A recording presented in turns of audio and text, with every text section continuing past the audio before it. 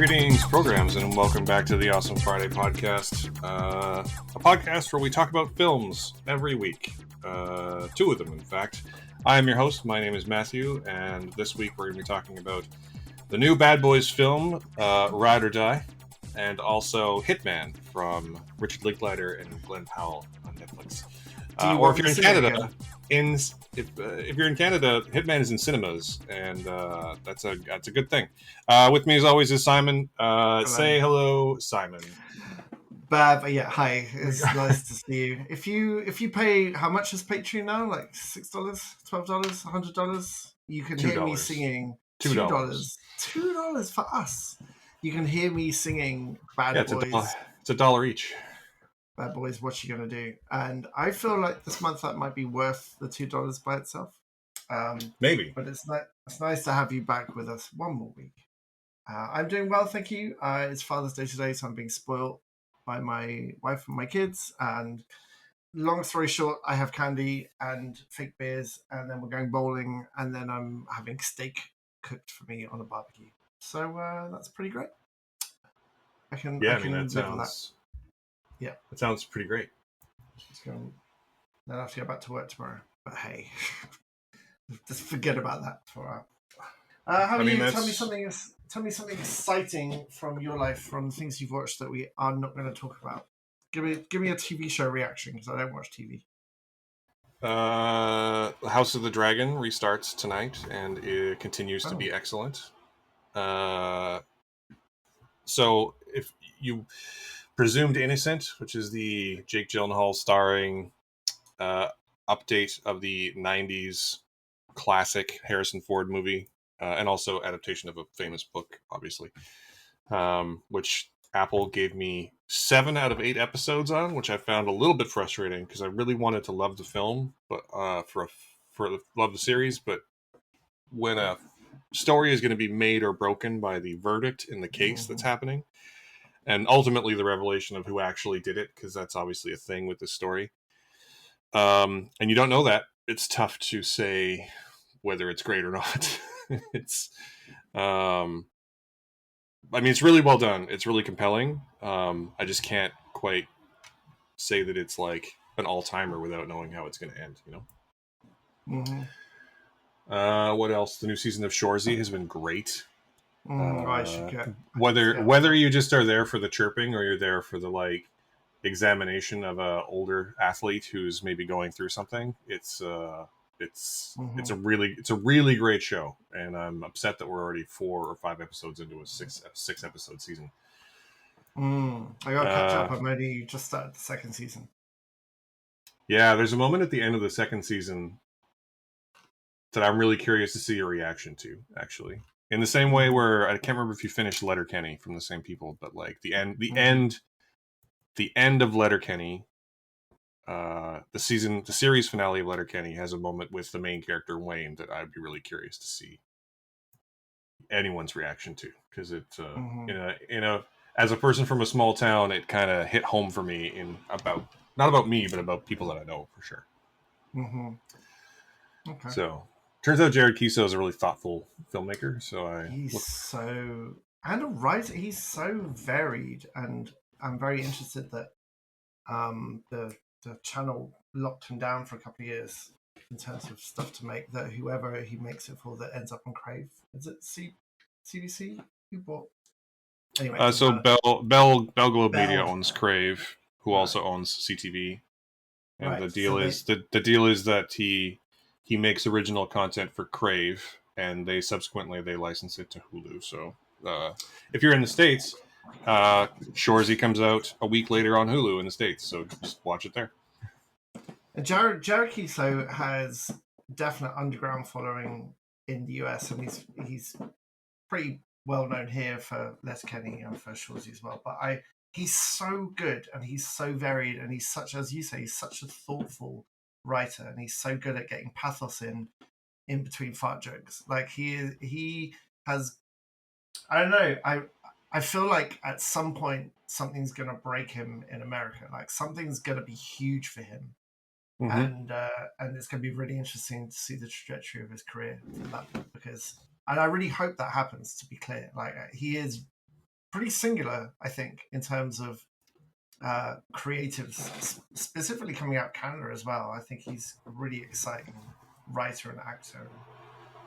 And clearly with I think he does. with a large team of like people he works with that keep coming Yeah. back to work with him too is really interesting. What was that film we? Oh God, you can help me here. I watched an action movie. He turns up randomly in an action movie as like an American GI to give orders to people. He's great in that as well. Godzilla. Oh, He was in Godzilla. He was in 2014's Godzilla. is it 2014's Godzilla? Yeah, he's the like the parachute captain that That's right. Aaron Taylor Johnson joins up with. That's right. And he's really good. He's really, really good in that role too. So yeah, at some point Kisa's going to go like stratospheric, and I hope to be there to see it. I also just think it's really interesting that he, in the normal sort of Canadian, for better or for worse, one of the normal paths for a Canadian is to just be that guy who's in all the stuff that's shot here. And he was doing that for a while, but he also seems to have pivoted to, no, I'm just going to make stuff in a way that I really appreciate. In the same way that, like, crap, I've forgotten his name. The guy who made Burning Season. Oh, yeah, I don't remember his name either. Wow. Totally.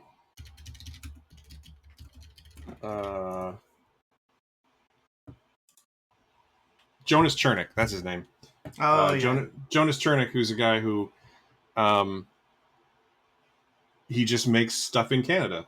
You know, he's also in stuff that's in America that shoots here, but he also like makes a very focused effort to be like, actually, I just want to make stuff like, and I'm sure it is at least self-serving to be like, well, if I don't make stuff, they're not going to put me in stuff. Like, the best way to get work is to make work. But I appreciate that he's sort of keeping it in Canada and telling interestingly Canadian stories.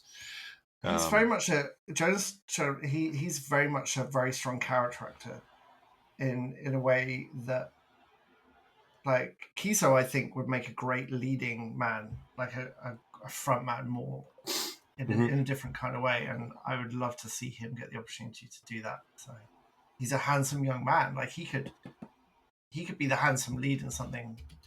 You know, we're going to talk about Glenn Powell a lot today, obviously, because we're talking about Hitman. And I think Glenn Powell is so good at being handsome and quietly funny. And I think Kiso could do that really, really well as well. I will say it's interesting you calling him a young man, because I think Jared Kiso's about 40. Yeah, I'm 47. I'm a young man. What help me out here. I mean, I'll be 43 next week, and I'm an old man, so do with that what you will. Your birthday present is in the ether. Yeah. But you ordered it from eBay, so Oh my God, I'm so frustrated about... Anyway, I will tell you the story one day, but not today. But yeah, Kiso's great. So yeah, I do need to watch more Shawsy. And you need to finish Letterkenny, because I don't think you did. So I when I watch something, I like to watch it from front to back. I don't like to pick in and out, and so it's just so much time to go through 11 seasons now, and I think I got to the season maybe 5 where he's just getting that regular girlfriend. Rosie or Fred? Yeah. It was pretty soon after they go to Quebec, go fishing in Quebec. So that's Mary Fred. I was fishing in Quebec. The seasons where he has the French Canadian girlfriend, Mary Fred, are pretty great. And then something else got in the way. I stopped, and then I stopped having Crave. So now I need to go and seek it out. But it's very good. It's very, very good. Well, on the upside, it is like 12 seasons, but also there are only 22-minute episodes, and there's only 6 per season, so it's not as big as a commitment as it could be. No, it's true. But anyway, so that's a suitable amount of banter, I believe. Regulation. So let's dive into some movies, shall we? And let's why don't we talk about Hitman first, because it's a little bit older. Hitman debuted at the Toronto International Film Festival last year, 2023, and it is just now being released. If you're in America, congratulations, you can watch it on Netflix. If you're in Canada, congratulations, you can watch it in a cinema. because it's a different distribution deal here in Canada because we are a different country. And also, I think it's worth noting that Netflix did not make this movie; they merely purchased it. Interesting. Because it is a Linklater film, Richard Linklater. So basically, the whole setup is that Glenn Powell, who is a guy who is in the middle of starting to have a huge year and perhaps become a huge movie star, with Anyone But You and This and Twisters coming next month. Plays a sort of milquetoast college professor who's also an electronics expert who freelances for the New Orleans police and eventually starts being the guy who like goes undercover to basically, I don't exactly know how this is not entrapment, but to entrap people into confessing that they, like, he poses as a hitman to get people to confess that they want to have a murder committed, basically. And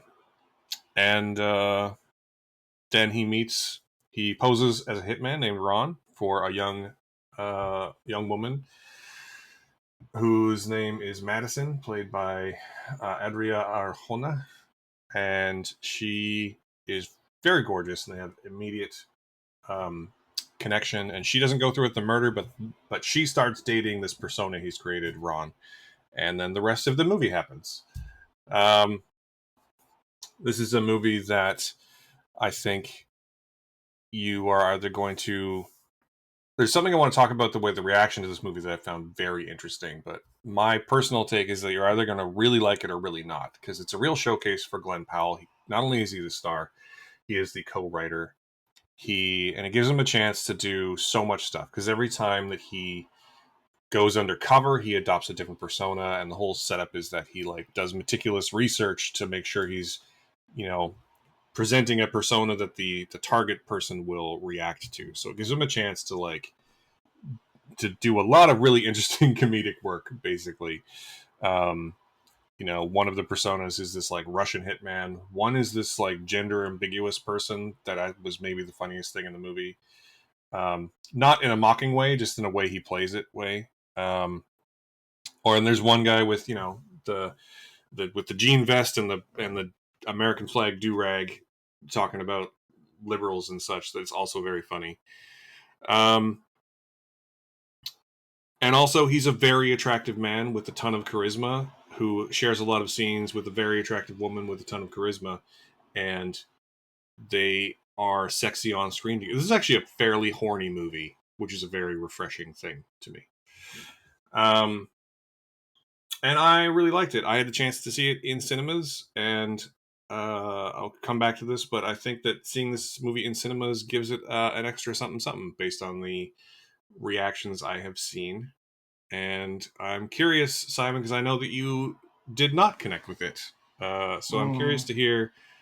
So the thing I'll say though is that it's a weirdly low key movie in the way that Linklater films tend to be, and I'm pretty hot and cold on Linklater personally.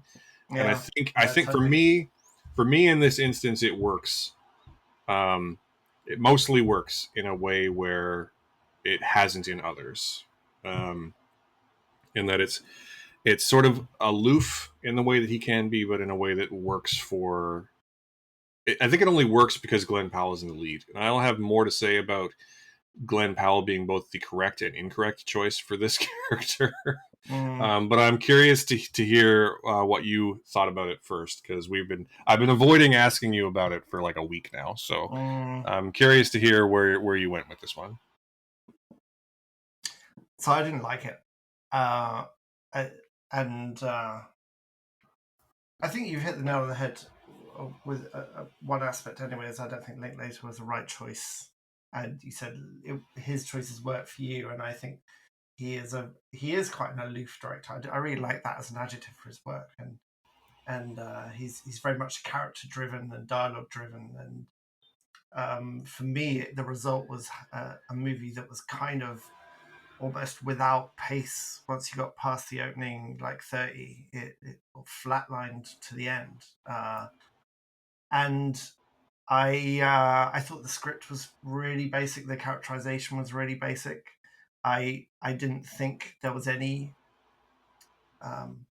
the chemistry felt really forced. Like Adria Arjona has been directed to be as sexual and sexy and flirtatious as possible, and that's not what chemistry is. It's the beats between the lines when they look at each other. And I'm going to reference great chemistry in things like Out of Sight between Clooney and J-Lo. Even Anyone But You, which also has Glenn Powell and Sydney Sweeney have great chemistry, and the chemistry in this felt really, really forced. Like to have chemistry, you've got to have the sizzle, like the heartbeats between the lines, the moments where they kind of just connect without saying anything, and it just felt really forced. But the one of my biggest problems with the film is that there's no mini arc transitions in characters. So every character should have an overall arc, but when they decide to make a change or do something, they have a mini arc which shows them transitioning from one state to another. And this film didn't have any. You've got this very openly geeky, awkward psych teacher who, when told he has to become a hitman, suddenly can do a full acting transformation perfectly first time into these various different characters. And this probably is going to go link into what you're saying about Glenn Powell later. All of this film is a brilliant showcase. It's almost like an audition reel for Glenn Powell for all the things he can do. He's not just putting wigs on and pretending to be other people. Like, he is fantastic in all these different characters. They are all completely individual and recognizable, and a little maybe indication of where his career is going to go from here, because he's not just a handsome guy. He's got some real chops to him. But so the teacher, who is openly awkward and talks to his ex-wife about how awkward he is, instantly makes the change to the most handsome man on the planet. We don't see him trying different things. We don't see him kind of failing before succeeding. When he first meets Madison, she comes in and she's kind of shy until she immediately starts flirting with him over pie, to the point where I was wondering, is this going to be like an Intolerable Cruelty? Now, I know that's everyone's least favorite Coen Brothers movie. I love that film, Chloe and Zeta Jones. And again, genuine chemistry between the leads. And that's a movie where you've got people kind of hiding who they actually are until the end. So I was wondering if Madison's twist was going to be she's actually something else as well, because the moment she arrives at the coffee to meet him, she's very, very shy, and then immediately starts flirting with him heavily. There's no transition there at all. There's no building of trust, or you don't see that decision being made by that character. And so the whole film just felt really wafer thin for me. And also it has some moral reasoning in the last 30 minutes that I think is extremely dodgy and doesn't make for a satisfying conclusion at all. So I was pretty disappointed with it from every aspect, really. So I'll say that I don't 100% disagree with you when it comes to like the chemistry at the start, and especially through the whole, like there's a whole third act transition that happens, where ultimately, of course, Glenn Powell's character has to like reveal his real identity to the girl he's been pretending with. But also, like, I think that the chemistry being forced is probably a choice, because to that point, she has been playing him, right? Like, she's clearly more than what, like, it's hard to describe without spoilers, but like, she is trying to use Ron in a way that he's not really trying to use her at this point in the film. And I think that chemistry being forced is probably a choice on her part. And I think it kind of works once it doesn't become clear until the third act reveal kind of happens. But it did work for me. Everything you're saying about the moralization at the end, though, is true. Like, that is dodgy as hell. And it's hard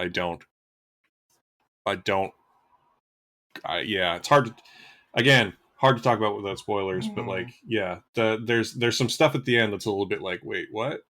Yeah, totally. I will also say that the thing you're talking about, how he's able to like immediately transition from like being this awkward nerd into being like the coolest man ever, I think actually works for me because the character clearly recognizes, like, it's basically, it's not quite in dialogue, but it's basically there that like he seems to realize that he's got kind of like an empty existence, and these personas that he puts on are able to fill up that existence. And he's clearly a very intelligent person, and I think there's probably an argument to be made that he's a sociopath at this point in the story, and is able to just put on that persona because he's able to, fake it in whatever situation he needs to.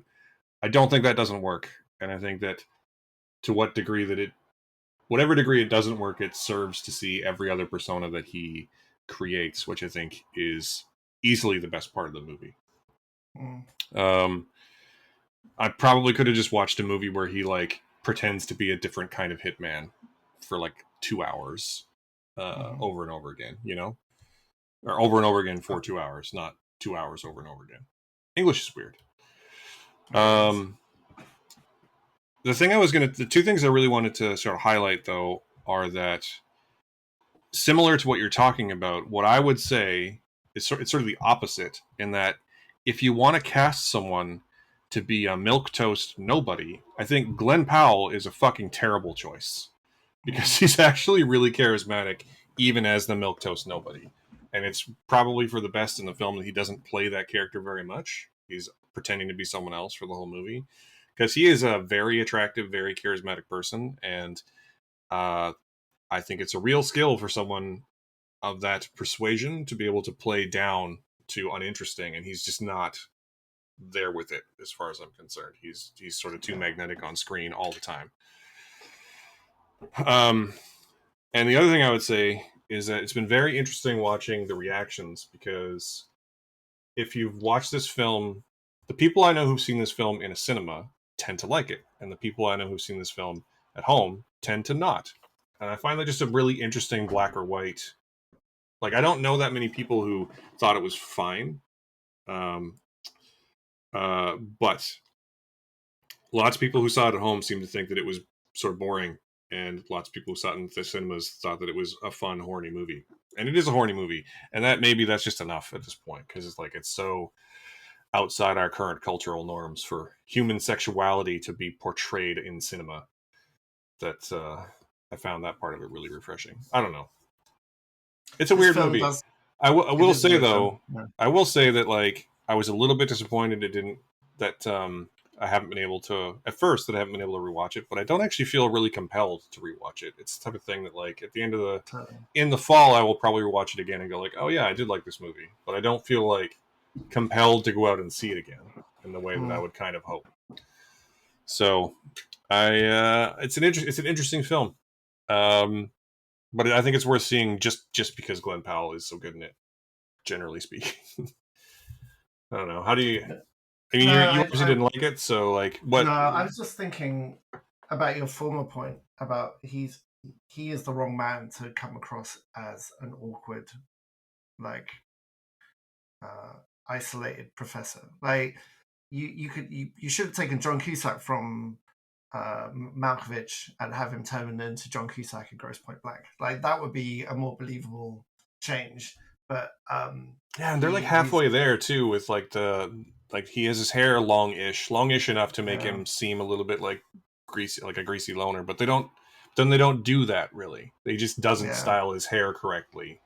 Yeah. And like even when he's talking, there's a scene where he's talking with his ex-wife about how awkward he is, and I was like, wow, you are one magnetic motherfucker talking about how awkward you are. Like he's... It's hard to hide that, isn't it?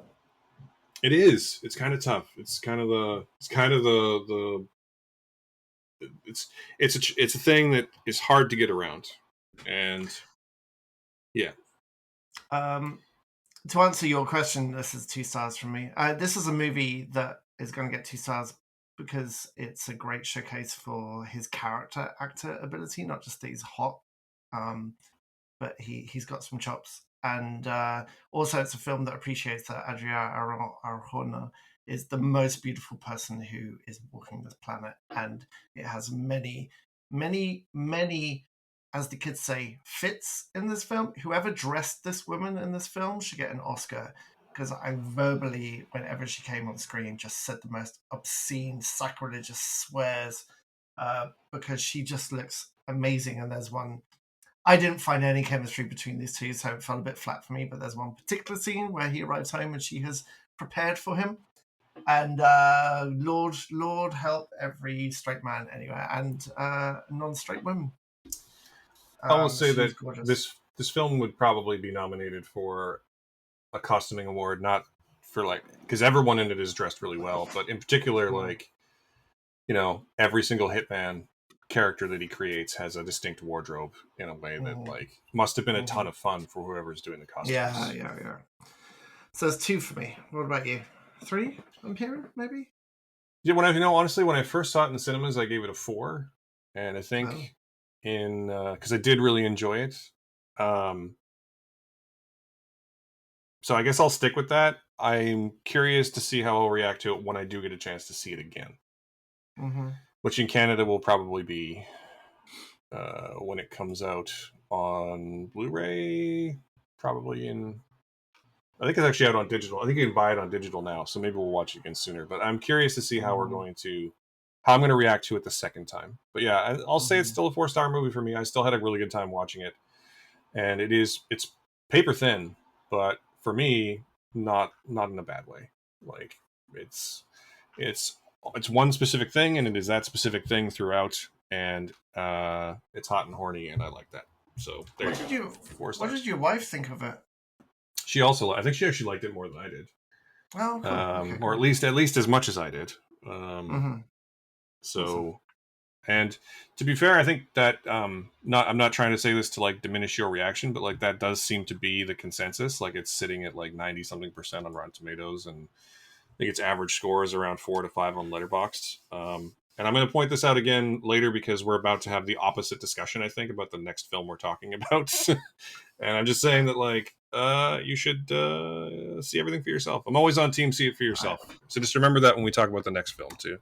I just feel I saw a different cut of this movie from the people that are rating it 4 and 5s, and a lot of people are rating it 4 and 5s, even with a killer audience, which I did not have, like an opening night audience. I just didn't work for me at all. Yeah, I mean that's not every piece of art is for every person. I think Intolerable Cruelty is a better version of the story. I don't know how you feel about that film, but I really like it. So I don't have strong feelings about that movie either way, but I will say that I don't know why that would be anyone's least favorite Coen Brothers movie when their remake of The Lady Killers exists. Oh, I haven't seen that actually. Good point. With like Tom Hanks doing like the hammiest performance he's ever given, and it's not great. It's like it's one of those ones where you watch it and you're like, wow, like if this was just like dialed in, it would be great, but it's not, so it isn't. But anyway, fair enough. It's a different discussion. Talking of different discussions, we are going to have mirror image for the next movie, aren't we? Yes, we are, because we're going to talk about Bad Boys Ride or Die. So, Simon, why don't you give us the lowdown on Bad Boys Ride or Die? And I'm going to warn you, because I'm going to say something in a moment, and it's probably going to make Simon swear out loud in a way that he has done so before. So, interesting.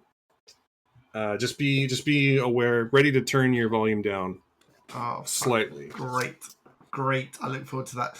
Bad Boys Ride or Die is the 4th installment of the Fast and Furious, the Bad Boys franchise.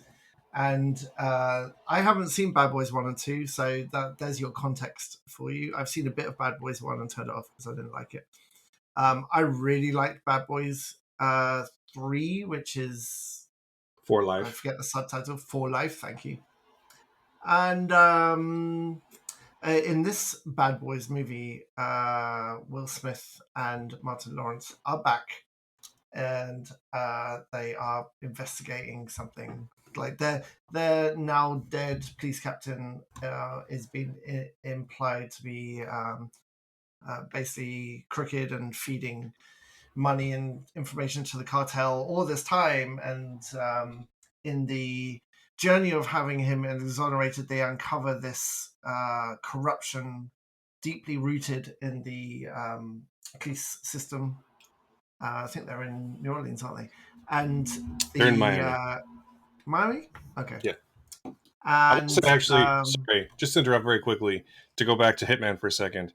Why didn't they use New Orleans? That's a whole other thing that we didn't talk about. But anyway, okay, use your setting. This film does a better yes, job of that's that. true. So Yes, absolutely. Hitman was set in New Orleans. yeah, right. Like, Wow. why would you use What? such a weird, What? charismatic, vibrant city and then like not use Really? it at all? Oh yeah. Okay. Can't believe I forgot to So mention yeah. that. So Will Smith they're both older now. So someone described this movie as if Neville Dean and Taylor directed Lethal Weapon 4, and I kind of I can see why this would land. It's the Riggs and Murtaugh are saying they're too old for the shit as the shit continues to go south around them, and they have a lot of plot armor so they don't die. And basically, it's you've seen the story a million times. They enlist Will Smith's son from the previous movie, and they get a little gang together, and it does feel like this franchise is being Fast and Furious a little bit. But A little bit. That's a little bit, adorable. a touch.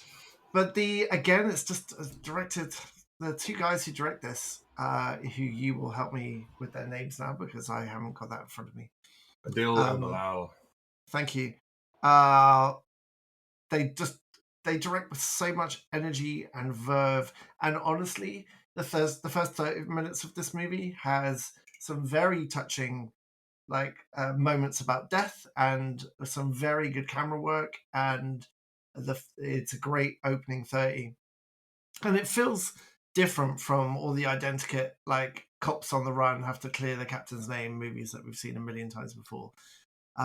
Smith and Lawrence are very charismatic, although I have no idea what's going on with Martin Lawrence in terms of every line he says feels like it takes double the amount of time that it should take, and it kind of kills the comedy sometimes. But as much as like love or hate Will Smith, he's still got excellent comedic timing, and he's still got that charisma that ties it all together. And it's just directed really, really well. Now, I don't think it's as good as the last one, as For Life, which is a really, really tight movie, a really good action movie with excellent, like John Wick level fight scenes that I think are better than some John Wick scenes. The direction of this is really dynamic again. I think they missed some real action opportunities here. There's a couple of really good scenes that would have benefited from a few longer takes with more passive cameras so we could bloody see what's going on. But also the middle act. So I love the first third. I enjoyed the final third. The middle act is not good. They're trying to add a bit more pathos to the characters. They're trying to keep them as these like underground figures, so away from them being like police figures. And they've got these weird sort of actors you recognize have kind of cameos as different underground figures, and they don't really work. And that middle section doesn't work at all. But when they get their plan together, they get the gang together, and they move into the final third, I think that the last part of this movie is really, really good. So it's just a really enjoyable action cop movie, and I hope they make more of them with these same directors. I think that the direction, the combination of the direction, and they incorporate a lot of color, which I really appreciate as well.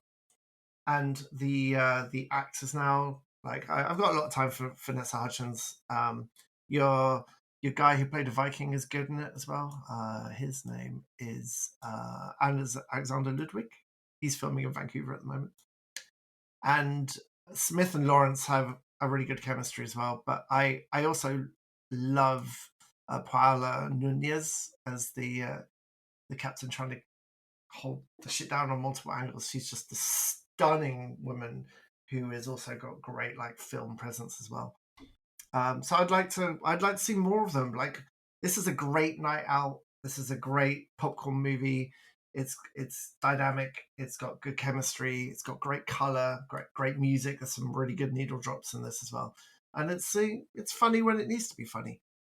It's fine. It's perfectly fine. What do you think? I was bored the whole fucking time. Oh no, really?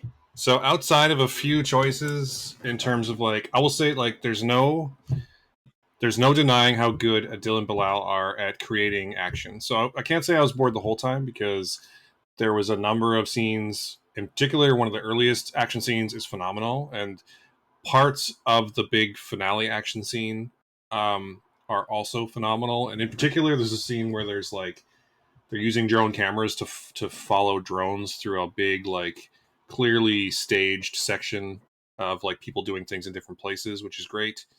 And there's also a scene where like it switches back and forth from like a front on view of Will Smith to a first person view from Will Smith that I know they did practically with this like camera rig, which is super cool. Regardless of how you feel about first person action shooting, because that can be a bit discombobulating. Um, I think that there's some funny moments in the first like 10 minutes. The first scene is pretty great and kind of sets the like reminds you of the tone and the chemistry of these films. I felt that almost every joke in this movie didn't land, though. I was so bored. And every time they said something funny, I was like, at worst, or at best, I was like, oh, that's meant to be funny. It's like, but like none of it landed. I appreciate that Martin Lawrence understood the assignment to like dial all of his stuff to 11, but I just feel like it didn't really work. I feel like most of the themes in terms of like, you know, getting older and becoming more mature. Yeah, that's exactly what happened the last time. After Will's like Martin Lawrence like has a heart attack at the beginning of this movie and then spends the rest of the movie with them talking about mortality. In the last movie, Will Smith got shot and they spend the rest of the movie talking about mortality. Like it is the same arc. And I was so bored by it.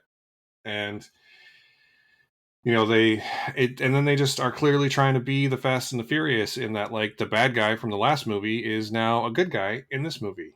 And then they make some weird choices at the end that sort of undo the sort of moral lesson of the last story, and I just was so disappointed by it.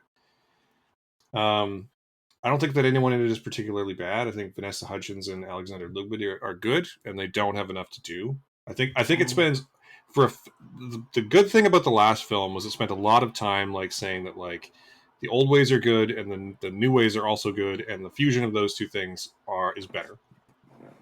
And this film spends way too much time with just the bad boys. If they really want to be, they're trying to be Fast and Furious so badly, but then they only spend time with the main two characters for most of the runtime. And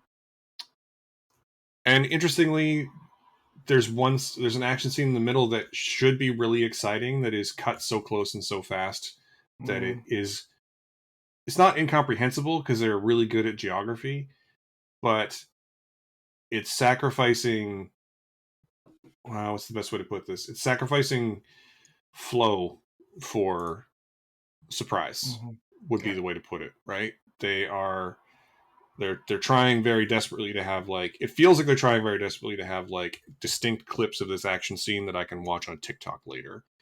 As opposed to creating a flowing action scene. And I don't feel bad saying that because this is also a film where super famous TikTok influencer KB Lame just walks through a frame and does his TikTok thing at one point. Oh, that's right. I knew I recognized him. Yeah.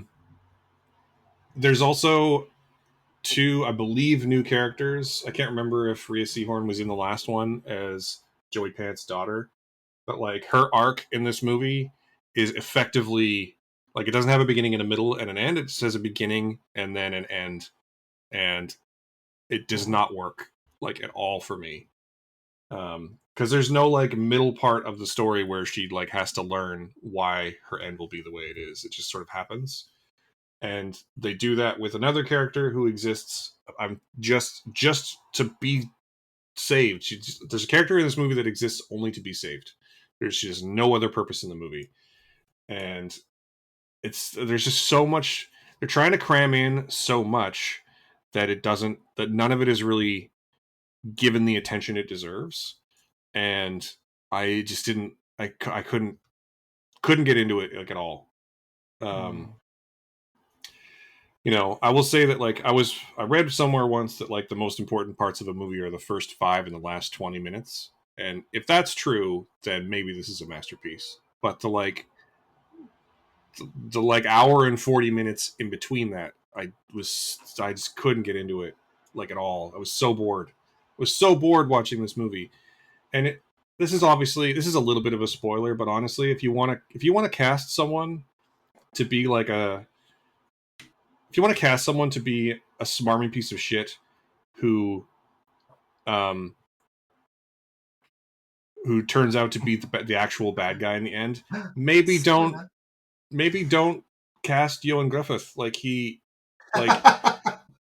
like honestly, there's a whole section of this movie where there's two characters together and he's one of them, and the whole thing is like which one of them is the bad guy, which one of them is corrupt, Who's the and mole? it's like who's the mole, and like if you can't tell from the first time he smiles, then you are just not watching this movie, right? And that's Is a bit it of a spoiler, but it's a pretty basic movie. Like it's so, and then it misses like several opportunities to make much more interesting choices that it just blows them right by.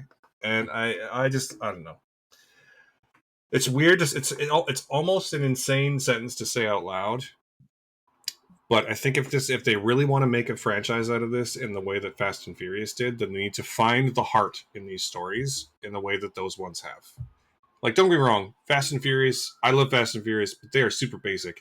But the one thing they get right is the heart of the heart, right? And this movie just did not have that for 90% of the runtime. And What I you're did saying not is like it. they need more focus on family? Yeah. Yeah, actually, yes. More focus on family, and also like family that like makes sense, because there is family in this movie, but it's so disconnected that it doesn't work. And I just was so bored for most of the movie. And like flashy camera work is great and can save parts of a movie, but it can't save the whole movie if the rest of it isn't there. That's I did not like this movie. Whoa. Yeah, you were pissed at this film. The funny thing is that I don't really disagree with anything you said. Like the middle section of this movie is not good. It's pretty flaccid, and you can tell actually that they are trying to Fast and Furious it without having the basics there, and it kind of doesn't really know which direction to go until it gets to that finale where the whole family is doing different stuff. And I don't know what you mean about who's the mole when you've got, is it the Captain Rita who's been in all the movies and is the ex-partner of Will Smith? Or is it the brand new character Ewan Griffith, who is an up-and-coming politician? It's a tough thing to work out that twist from the very second you see it. But I think that I mean, I think I was a bit more the stuff that you're completely right about didn't get to me as much. I think, and like I'm willing to give it way more because I loved the opening 30, like really loved it. Really surprised at how touching the opening 30 was, and the conclusion was just really well shot, well directed, good choreo. Um, and then the middle was flaccid with some pretty substantial missed opportunities. And I totally agree with you with that one big action scene that it was unnecessarily jerky and close. That should have been similar to like John Wick clearing out a house as a single shot.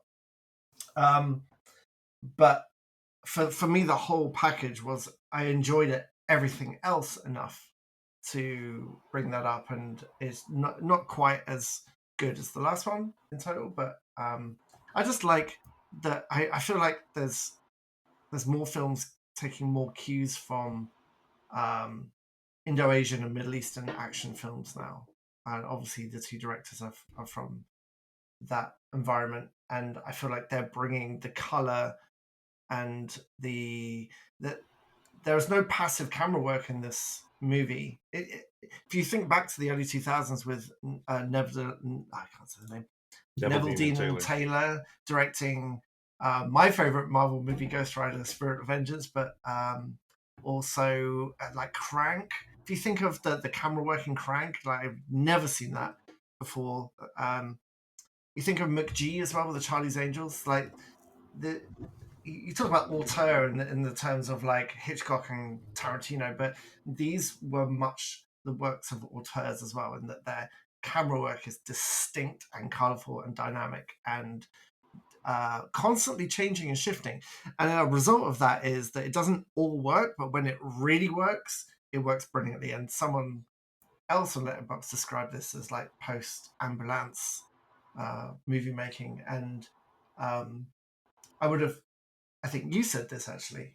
I saw that you mentioned this needed some of that Michael Bay, right? This film could have really been improved with some of that solid Michael Bay magic juice.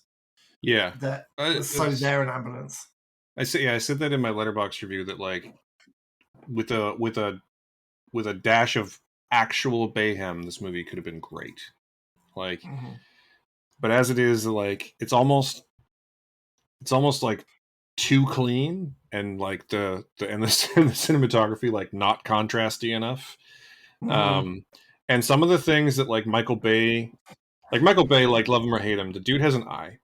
And one of the things I always notice when people are trying to do Michael Bay, and I think that Dylan Bilal did a pretty good job of this in the last one, but that classic shot of like the two guys in the center of the screen standing up into frame as the camera circles around, that shot, when it's done correctly, sings. And in this movie, it is totally flat. Yeah, you're totally right. And the reason for that is that Michael Bay understands that for that shot to work, you need the people in the front, you need something at the base of the screen right by the camera, and you need something in the background to create parallax. And I feel like almost every shot in this movie lacks that third element. It lacks the depth to give the motion, the visual dynamism it requires to be truly great. And then just also like, you know, Michael Bay understands, you know, Zack Snyder likes to talk about how he likes motions, like speed ramping, but Michael Bay knows when to deploy a small piece of slow-mo perfectly. And he also knows that if you ramp up the contrast and set everything during the golden hour, it's going to look incredible. And I feel like those things are missing from this film. We'll check you out, Film School, 100%. Absolutely. Could not agree more with anything you're saying, but the package as a whole just landed much better for me. Yeah. I'm a sucker for that kind of film.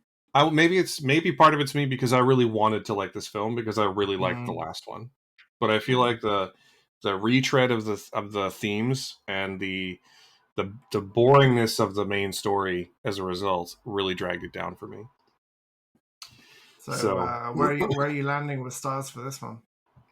Well, before we go to stars, I do want to see if I can get you to swear out loud. Okay.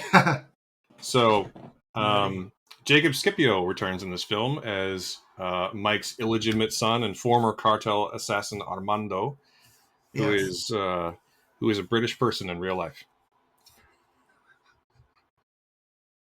No? Nothing? No, I'm sorry. I thought you meant the son. Who's Jacob? So in my cast, this Jacob Scipio is playing Armando Aretas, the son of Will Smith. Yeah. Then no, I thought you said he was British. My headphones must have cut out for a second. No, he's a British person in real life. Jacob Scipio is British. Oh, motherfucker! I really enjoy that. Like people who can do a really great American or any kind of accent make you so angry. He's from fucking Islington. Yeah. He's British as hell. He went to Highgate. This is mine. Oh, this is not far from where I did my stuff. I don't know if it's the same thing because she's not in the movie so much. But Melanie LeBird, who plays Christine Lowry, who is the person Mike marries at the beginning of this movie, she's also British. Yeah. Well, she has a British accent in this whole movie, so that was a bit of a giveaway. Oh, maybe I just forgot about that. It's just like I was so fucking bored the whole time. Well, that's great. Good for him. Well, what I'm going to do now is what I do in every instance is find an interview with him and then just swear profusely. And he's 31. Well, good for him. Yeah, I will also say that, like, I feel like this film makes another sort of cardinal mistake for me, which is that, like, Tiffany Haddish has a cameo in this film, and it is Terrible. the most Tiffany Haddish thing ever. Like, you know, when you like call someone in and say like, do that thing you do, but like dial it to 12. Like that's what this Yeah, film does. And then it does the same thing with DJ Khaled, and then it has KB Lame. Like, there's terrible. just so much of that in this movie, like stunt casting, cameos, and I And they're all terrible. It they're all doesn't matter. terrible. Like, I don't mind stunt cameos. That's fine. But the Tiffany Haddish scene, it's funny. I enjoyed the first 30, and then you said that you didn't like it, but it starts strong, and so I was like, oh, I wonder if there's going to be a cut off, and that scene with Tiffany Haddish feels like the cut off between good and bad because it's just dreadful, and then the DJ Khaled scene is dreadful, Hmm. and we need to stop stunt casting TikTok people. I didn't mind the TikTok guy; I recognized him. He didn't do anything but shrug. But stop stunt. And actually, Tiffany Haddish is not even a stunt cast. She's really good, but like, write her some good damn material. Like, she's so bad in this. And yeah, yeah.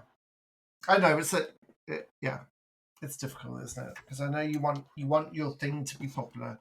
You want your that one scene to be on TikTok, which might make one person go to the cinema and spend extra money on to add to your to your box office take. So I get it; it's all marketing, but I have uh, a I have what I feel is a surefire method to make audiences return to cinema. And do you know what I think? And you don't want to hear what that is? And this is honestly, it's not the answer you think it's going to be, which is make good movies, but that is part oh, of it. okay, right. I thought that's where you were going. But the answer, the way to get people into cinema seats, is to make those seats affordable. Oh, Like that's it. yes. Like the great power of cinema is that anyone could it used to be that anyone could go, and now like I went to see Bad Boys by myself, and it cost me almost $50. Like Why? Oh, because you were the eating as well. because the Mm. seats were $20, and then like Mm. popcorn, like the cheapest way to get a popcorn and a drink and a piece of candy. Um, any two of which of those bought individually would be more than the combo, so that's why you do it. But that's almost $30. Like it's ridiculous. Like there's no way. If Hollywood really wants to complain about people aren't going to see movies, then make the whole experience an affordable for everyone experience. Like the more we price this thing Yeah, up, the worse it's going to get. yeah. We can't afford to take our kids to the cinema at the moment. It's just because there's four of us, and they all want to eat, and it's over $120 before you do anything. Yeah, Versus we wait 2 months and we watch it on demand with a like popcorn we can make at home. It's just no competition. It's a real shame because they love going to the cinema. It's one of my favorite things to do is to share film with them, but it's just not worth it at the moment. yeah. I mean, like when I took my wife to see Hitman, and those tickets were like it was actually the cheapest tickets I've had in a while, but it was still like $34 because it was assigned seating, but not like AVX sound. Mm-hmm. So they were only $18 each. Like it's ridiculous, so ridiculous. Mm. And but then we got popcorn and drinks, and yeah, so it was still like a $75 day out. Like it was crazy. Mm. Yeah, it's Anyway, insane. Stars. anyway, How many stars for Bad Boy? Ride or Die. Kick or death. I Bad Boy's kick or death. so I would watch that movie. Um, You said death. I have two. We'll leave it at two. There's enough camera work here, and I do think, like you said before, love him or hate him, I think Will Smith is actually pretty good in this movie. I think he Mm-hmm. has I do too. the charisma down. I think that, and I think that him and Lawrence do have like a very easy like buddy chemistry that works. Um, even though even when it's boring, like they are clearly having a good time together, Mm-hmm. which I think is valuable. But yeah, it's a 2-star movie. I didn't really like it. I liked it more than you, but I didn't like it as much as the last one, which was a 4-star movie. So if I do the maths on that really quick, then this is a 3-star movie for me. I enjoyed it. It's Yeah, fun. I wish I enjoyed it. I really wanted to enjoy it, but I didn't Mm-hmm. enjoy it. I do So hope they yeah, keep. Do you want them to make more of it? Do you want this to become a Fast and Furious franchise? Because that's clearly what they're trying to do with it. Do you? I think that I think that if they can find a way, they can get to if they can get to the bones of a good story for each one. Then yes, I think there's a lot to love here. I think maybe if they could make me care about Armando again, like I would love to see him be. It's hard to talk about, but like I would like to see Armando again. I would like to see him continue to find redemption after being a horrendous killer in the last movie. And I would love to see like Rhea Seehorn like just join the team. I would love to see them Fast and Furious the shit out of this. But that does require them to make not boring movies and those movies to have heart. And I feel like this movie doesn't have those things. Fair enough. So I think the potential is there. Like I won't turn down another one. I'm glad this movie's finding its audience. As I stated, like I'm clearly in the minority here. Like the average rating for this one, I can't remember where it's at Rotten Tomatoes, but the average rating on Letterboxd is in the mid threes, I believe, like 3.5, 4. So go see it for yourself. I'm on team see it for yourself. But I didn't like it. It's made some money as well, so we'll probably see another one. That's good. It's not quite as stark as with Hitman, but yeah, it's sitting at like 65% on Rotten Tomatoes, which is generally positive. Like it's clearly good enough for most purposes, just not for me. Fair enough. Well, good. Well, there we are. Go watch these two films. Pretty, I would say go watch Bad Boys and then wait for Hitman. I mean, yeah. We should watch them. I'm on team see it for yourself. Go watch both of them. And tell us what you think, because I would love to hear more opinions on each of these films. And there's stuff to love in each of them, and there's stuff to hate in each of them. So, again, we all react to art differently, man. It's the whole thing. It's a universal truth of human existence, and yeah. But I think we're gonna wrap it up there. So if you're listening to this, thank you so much. If you've liked what you heard, consider giving us some support. We do have a Patreon, and for as little as $2 Canadian a month, you can hear a bonus episode every week. This week we talked about Kevin Costner, who's about to have 2 films in cinemas this summer, and whose filmography I've been enjoying again this last month. You can also smash the like or subscribe button on your podcasting platform of choice. Tell your friends, give us a 5-star review. Those are the things that get us in front of more earballs and are immeasurably helpful. If you'd like to interact with us, we are on the socials. You can find the show at Awesome Friday CA in most places. You can find me at Matthew AF in most places. Simon doesn't have social media because he is the smarter of the two of us. But you can find both of us at our websites. The show is awesomefriday.ca. The Simon is temporarypen.com, and mine is stretched.ca. Last but of course not least, we are here in Vancouver, British Columbia, Canada. We are recording this show on the unceded and ancestral territories of the Musqueam, Tsleil-Waututh, and the Squamish Nation. And one last time, thank you so much for listening and for joining us on this Awesome Friday. Thanks, bye.